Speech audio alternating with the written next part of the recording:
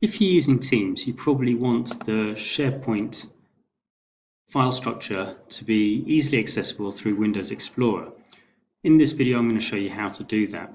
First of all, you want to go to the two blue clouds at the bottom in the taskbar and right-click on that and go to Settings. I'm going to be using OneDrive to sync the folder. You just need to go to the Settings tab, make sure that Files on Demand is ticked. This means that you'll be able to see the folder structure and the files within those folders, but they don't get downloaded onto your device until you request that information. So, for example, by opening a file. Click OK to that. Next, go to whichever one of your teams you'd like to add the files, SharePoint file folder from. Go to Files and then Open in SharePoint. Again, it's going to open that folder for the specific channel that you've clicked on. We want to go to the document library for the whole team. And you can see that the folders in this document library match the channel names in the team. Once you're here, you click on the Sync button.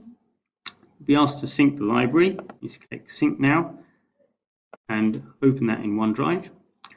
Now, like I said before, these files are not going to be added to your device. It's just going to be the folder structure and the files added to your device. When you open up Windows Explorer, you can see on the left-hand side here, it's got my normal OneDrive. It's also got the SharePoint for my school, which is Tanglin Trust School. And here I've got the Teams SharePoint site that I have just synced.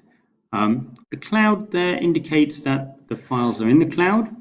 However, I don't think there's anything in any of these folders, but you can see that if I was to have files in there, then like I do for this one, for example, then the files are visible as well. But again, because it's in the cloud, it's still got a cloud file symbol to it. If I was to open that folder or the file, it will download that file to my device and I'll be able to access it offline. Hope you've enjoyed. Thank you for watching.